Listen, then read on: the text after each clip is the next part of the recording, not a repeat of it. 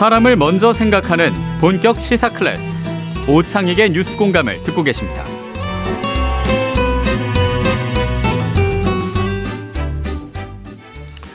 네, 지난주였죠. 더불어민주당의 이재명 대표가 국가폭력 피해자들을 만났습니다.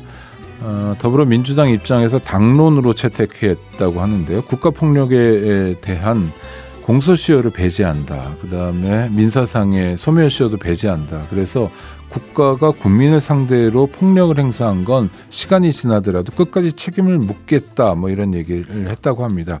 이 모임에 참석하신 분 중에 한 분인데요. 서울시 공무원 간첩 조작 사건의 피해자입니다. 유우성 씨 전화로 연결했습니다. 나와 계시죠?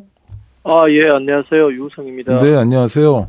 아이고, 그 사건이 난 지 한 8년쯤 됐나요? 2015년 사건이었죠?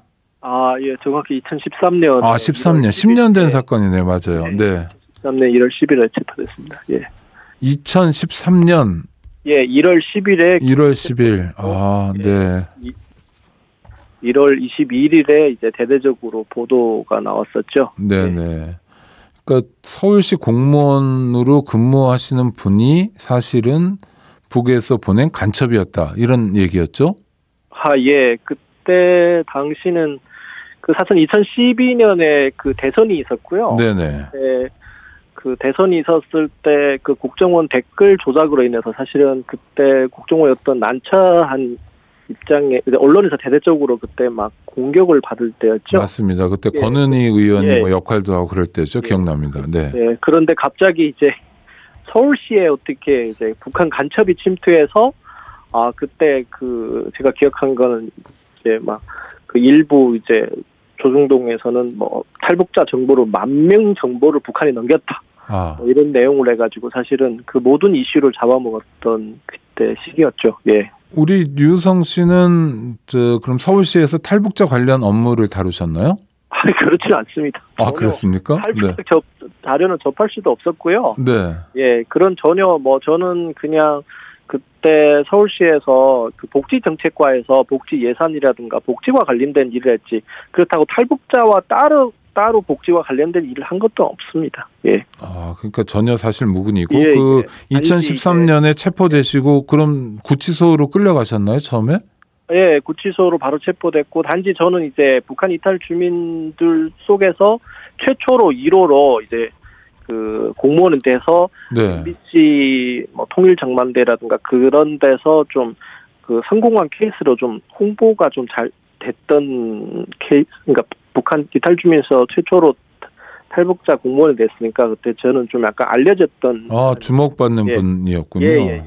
그런 분이 사실은 북한의 간첩이었다라고 국정원이 이제 수사를 한 건데 결국은 이게 국정원의 조작이라는 게 드러난 거죠. 재판을 통해서요. 네. 사실은 재판에서 1심 때부터 뭐 여러 가지 이제 증거 조작, 증인 조작 이런 것들이 밝혀졌고 이제 막 뭐 중국에서 이제 찍은 사진을 칼라 사진을 이제 흑백을 뽑아서 이제 북한에서 찍었다 이런 식으로 해가지고 재판부에서도 그 조작된 부분이 밝혀졌는데 사실 1심 때는 그렇게 언론들이 주목을 안 했어요. 그때 2013년은 이제 박근혜 정부의 초기여서 언론에서 그렇게 간첩 사건에 제 사건은 그렇게 저희들 억울하다고 얘기해도 주목을 못 받았는데 이제 항소심에 가서 이제 그 이제 모든 사람 다 알다시피 그 이제 그 출입국과 관련된 그 증명서를 조작해내면서 이제 그게 이제 언론으로부터 대대적으로 조작된 것들이 알려지게 된 겁니다.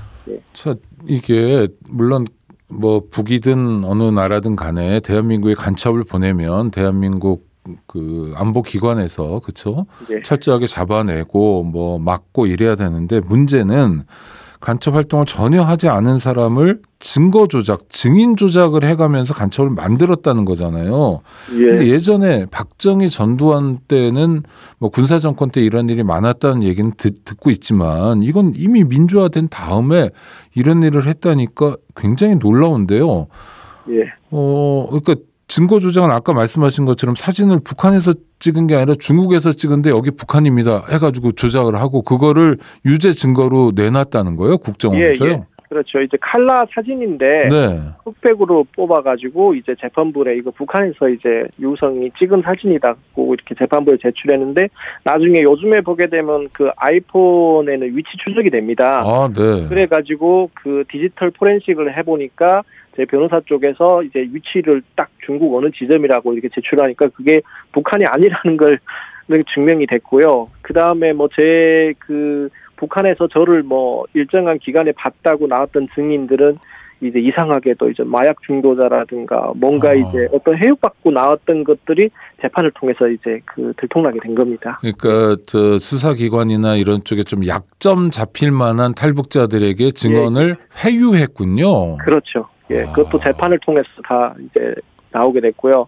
나중에 그 조작이 밝혀지고 사실은 그 이제 국정원 수사관들은 뭐 처벌을 어느 정도 좀 받았거든요. 네네. 받지는 않았지만 그러나 그 사건을 지휘하고 담당했던 검사는 경징계 2개월로 끝났고 그 후로부터 저희들 2번, 3번 고소 고발을 했죠. 그러나 뭐 그때 수사권과 기소권을 독점하고 검찰이 결국에는 제 식구 감싸기에 급급했고 그거를 처벌을 하지 않았습니다. 자, 유성 씨, 그 수사는 국정원이 주도했지만 지금 말씀하신 것처럼 모든 수사에 대해서는 검찰이 지휘하고 있고 국정원의 수사를 넘겨받아서 송치받아서 그걸 가지고 또 기소하는 건 검찰에서 하는 독점적 권한이잖아요. 예, 맞습니다. 그러니까 흔히 말해서 검찰의 스크린이 돼야 되는데 하지 않고 오히려 증거 조작이나 증인 조작에 검찰이 가담했다는 거예요.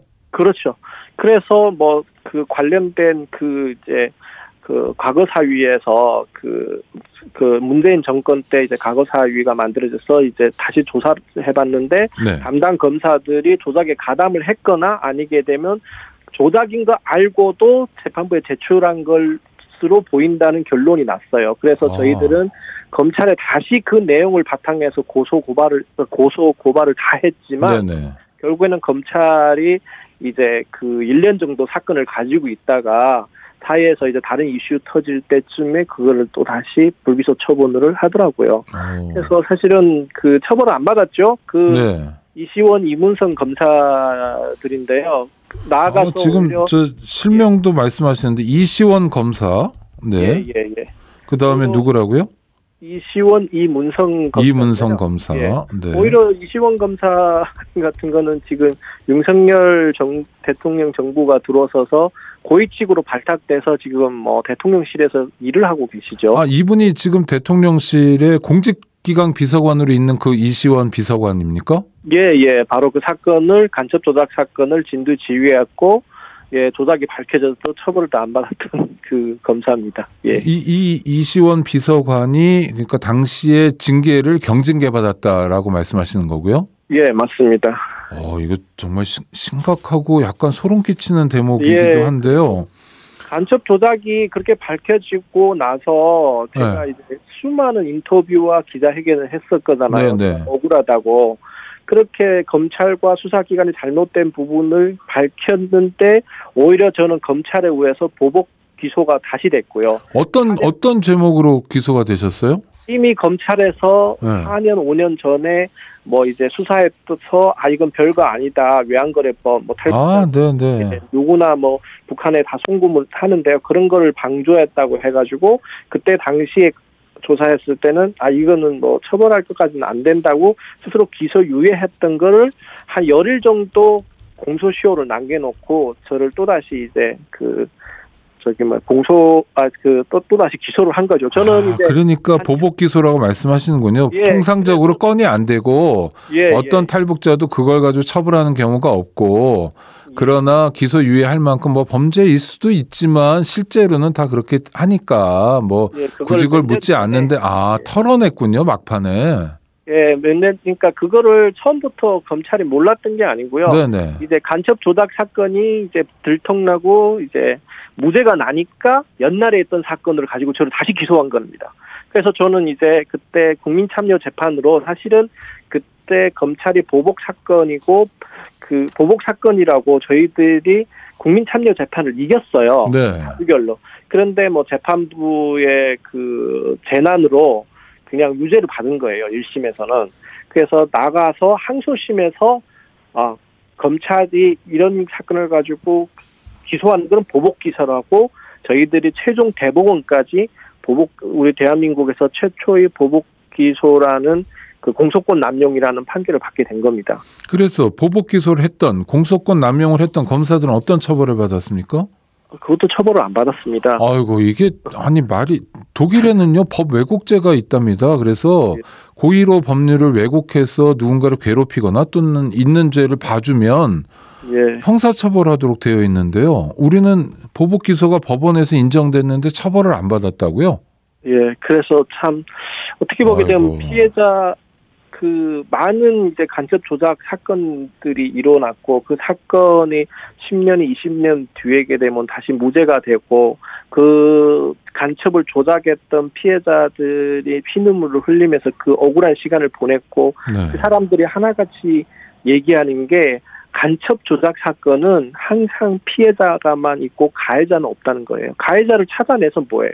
처벌할 수가 없고 저희들은 심지어 검찰을 믿을 수가 없어가지고 저희 변호인단에서는 그 보복 기소에 관여했던 담당 검사들을 그 공수처에 고발을 했단 말이에요. 네네. 그러나 공수처에서 1년 넘게 이 사건을 가지고 있다가 심지어 피해자를 2번, 3번 소환해가지고 사건을 조사를 한다고 하고 조사를 시작했지만 정작 가해자 검사나 가해자 우리가 고발한 사람들은 불러다가 조사 한 번 안 하고 불기소 처분을 했다고 합니다. 네, 우리 청취자 중에 소크라테스님이 조작 검사들 이런 박제하고 공소시효 없애고 끝까지 죄를 물어야 조작 날조 못합니다라고 했습니다.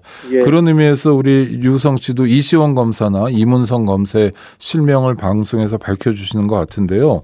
일단 앞서 간첩 조작 이전으로 돌아가면 탈북자 출신들이 한 3만 명 뭐 이렇게 꽤 되잖아요. 지금 90년대부터 들어오셔가지고 이 중에서 최초로 공무원이 됐으니 탈북자 사회에서는 그래도 주목받고 그렇죠. 다들 그 유성 씨가 앞길을 연 거 아닙니까? 이제 제2호, 제3호도 나와야 되고 그렇게 주목받는 사람을 다른 것도 아니라 간첩으로 둔갑시켰으니까 그럼 서울시 공무원이었다가 간첩죄로 구속이 됐는데 서울시 공무원의 지위는 어떻게 되셨어요?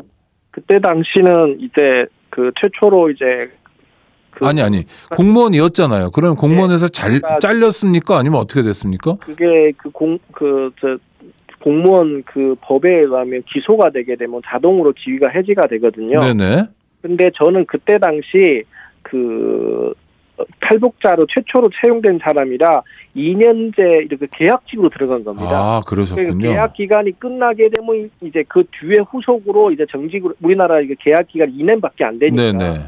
제가 1년 9개월 동안 그 근무를 했고 1년 8개월인가 9개월 때 이제 긴급 체포되다 보니까 그냥 계약 기간 완료된 걸 내 가지고 복직은 되지 않았습니다. 그런데 만약에 간첩 사건이 없었으면 계약 기간 2년 끝나고 이제 정규직으로 전환될 가능성이 굉장히 높은 상황이네요. 네, 계속 일을 했죠. 야, 그러면 그게 생업도 그러니까 감옥에 가는 것만이 아니라 생업도 빼앗기고 그럴 텐데 하여튼 지금 유성 씨 사건은 과거의 사건이기도 하지만 대한민국이 해결하지 못한 현재의 사건이기도 할 텐데요. 이거 어떻게 풀어야 됩니까? 정말 간첩 사건은 그냥 그 수많은 피해자들이 얘기했던 그 말 하나뿐이에요. 간첩 조작 사건은 항상 피해자만 있고 가해자가 없다. 그 말은 즉 뭐냐면요. 가해자를 찾아내도 처벌할 수가 없고 그 가해자들을 어떻게 할 수 없고 그 사람들 승승장구하기 때문에 결국 그 후배들이 그걸 보고 다시 조작을 하고 다시 하는 거거든요. 그래서 지금이 국회 얼마 전에 이재명 대표, 당 대표님께서 이제 발의한 이제 안이 꼭 통과가 되고 가해자에 대한 처벌을 정확하게 한 번이라도 했더라면 아마 간첩 조작 사건은 더 일어나지 않았을 겁니다. 처벌을 안 했기 때문에 결국에는 계속 반복되는 겁니다. 저는 그렇게 생각합니다. 우리 대한민국이 그런 면에서 교훈을 남기지 못했다라고 말씀하시는 것 같은데 최근에 정권 바뀌고 나서 국가정보원이 또 간첩 수사를 하겠다고 이것저것 다니고 지난번에는 민주노총 압수수색 때는 뭐 패딩에다 국가정보원 이렇게 써가지고 다니고 이런데 조작 간첩 피해자로서 그런 장면을 보실 때는 어떠셔요? 사실은 저는 약간 그때의 트라우마가 너무 아직까지 네. 많이 남아있어 뉴스를 그렇게 많이 접하지는 않습니다. 그래서 네네. 뭐 어쨌든 저로서는 너무 그런 뉴스를 다시 접했을 때는 너무 공포스럽고요. 다시 제가 옛날에 했던 그런 또 억울한 사건이 나오지 않겠나 하고 사실 걱정이 큽니다. 네. 뉴스도 잘 안 본다는 건 사실 이렇게 정신적인 심리적인 상처, 후유증도 굉장히 크다는 거 아닙니까? 예. 또 유성 씨 말고 예전에 고문받고 이랬던 분들은 아마 신체적으로도 좀 건강하지 못한 분들도 많고 그런데 이런 분들 중에서 그러니까 법원 판결로 무죄를 받은 분들, 재심을 통해서 무죄 받은 분들 이런 분들은 국가가 이렇게 치료해 주거나 하는 게 있습니까? 글쎄 그런 걸 사례를 제가 알고 있는 사례는 없습니다. 없군요. 예, 그러니까 얼마 전에 만났던 네. 분들도 이제 산 속에서 살고 계시고 그냥 사회생활을 많이 안 하시고 그렇게 산다고들 말씀을 간첩 하시더라고요. 조작의 피해자인데 그냥 스스로 산에 들어가서 살고 계시고 사회생활을 안 하신다고요? 예, 한계권. 네. 예, 그때 제가 여쭤보니까 이제 무죄를 받은 이후에 그냥 산에서 이렇게 책을 쓰고 그렇게 살고 계신다고. 그분은 하더라고요. 야생초 편지라는 아주 베스트셀러 예. 작가인데도 그러시는군요. 예. 하여튼 우리 유성 씨 거듭해서 말씀해 주신 간첩 조작 사건의 피해자만 있고 가해자는 없다는 잘못된 상황은 대한민국이 바로 잡아야 될 것 같고요. 인터뷰 함께 해주셔서 감사합니다. 예, 더 이상 억울한 피해자가 없었으면 좋겠습니다. 네. 감사합니다. 네, 고맙습니다. 예.